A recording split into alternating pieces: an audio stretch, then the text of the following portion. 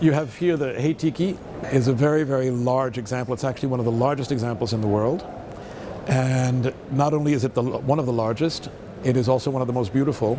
And as you can see, the fingers are beautifully detailed, the thighs, the feet, and the face. The head is very, very large, and the eyes are symmetrically placed in a very, very geometric manner in relation to the whole thing, so that it functions with the head tilted to the side.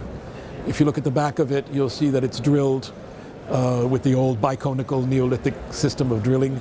This is really an amazing piece of jade, and an amazing early pre-contact Maori carving, most important.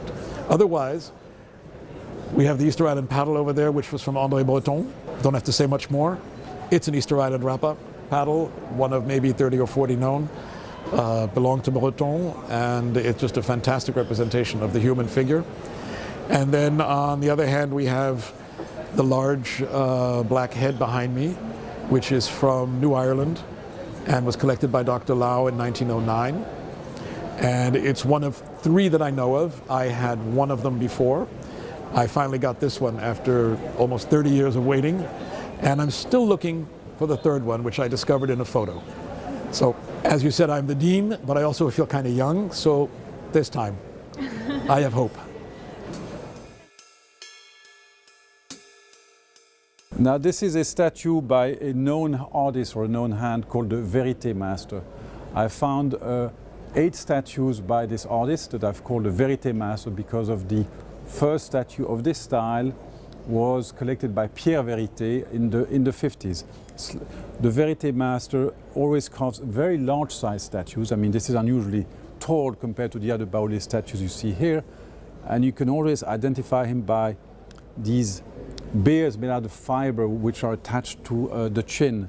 Why I like it also, I think there's a remarkable contrast between the sort of very elegant simplicity of the face, the classically elaborate coiffure, and then the seated figure, which is not on a classic stool, it's on the stool of a leopard eating a goat, which I think is a very interesting connections between royalty and the seated posture.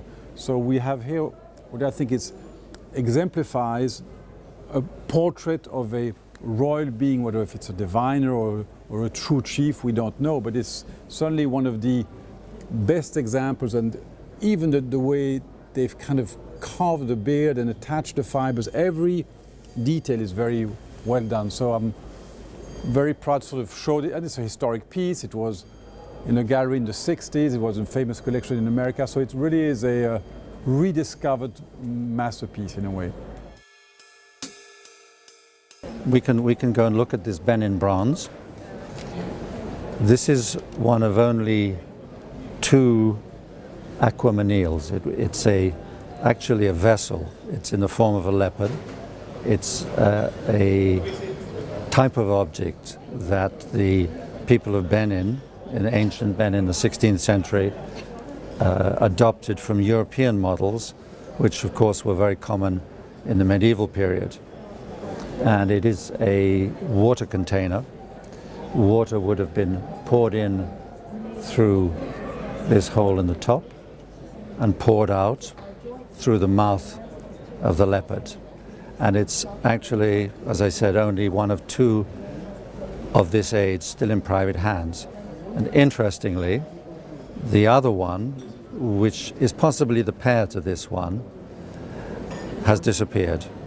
It was in a number of great collections. It was in the Louis Carré collection. Pour moi, c'est un chef-d'œuvre. Je vais essayer de vous expliquer pourquoi c'est un chef-d'œuvre. L'objet doit appartenir à un culte extrêmement important. Le thème de la vie, le thème de la mort, le thème de la maternité est extrêmement important en Afrique. Une maternité de cette taille, femme à genoux qui présente en offrande son enfant à l'autel de la famille pour montrer sa fécondité, ne pouvait servir que dans un culte extrêmement important. L'architecture de cet objet nous montre que c'est vraiment un artiste qu'on peut élever au rang de génie qui a fait ça. Il y en a très peu de connus, il y en a 3 qui se retrouvent toujours dans les mêmes expositions. C'est la seule qui ait cette élégance, les autres sont un petit peu plus trapus.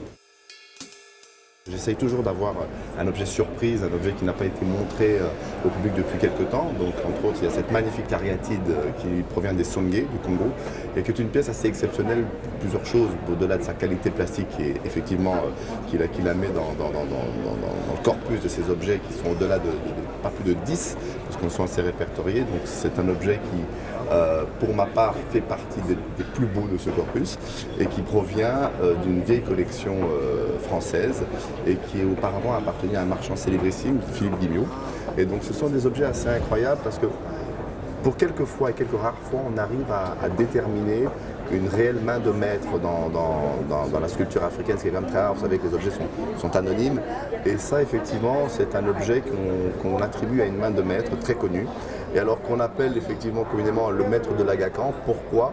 Parce que le prince de l'Agacan, à une époque, avait une collection assez incroyable et il avait un siège de cette même main. Et il y a une vingtaine d'années, lors de la vente publique des objets du prince, une pièce du même style avait obtenu un prix record il y a déjà très très longtemps pour une pièce Songé. Et donc ça, c'est vraiment un exemplaire, je dirais, aussi proche et peut-être aussi beau, en tout cas, c'est pas plus beau que celui du maître de l'Agacan. Maintenant, avec le showcase, donc c'était pour les jeunes marchands, comme j'étais bien sûr, comme je suis un peu toujours. On m'a tout de suite souligné une exigence et un souhait d'excellence dans la sélection, dans ces objets. Dans 10 mètres carrés, il fallait faire quelque chose d'extraordinaire, notamment par la façon de présenter, les objets exposés. Et ça a été un défi pour moi, qui a ensuite devenu un minimum d'exigence. Pendant le showcase, j'ai fait des rencontres extraordinaires. J'ai vu le potentiel de cette foire, j'ai vu ce qu'elle pouvait m'apporter. Et c'est devenu mon objectif numéro 1. J'ai bien évidemment sollicité l'organisation et j'ai surtout fait un maximum pour me faire remarquer des expositions, des ventes d'objets importantes. Toutes ces choses-là ont contribué à mon intégration. Donc c'est ma deuxième participation en tant qu'exposant. Et donc à chaque année, voilà, j'essaye un peu de créer l'événement en mettant des objets exceptionnels, de qualité. Et on va dire que c'est vraiment ma volonté chaque année, c'est d'impressionner à la TEFAF.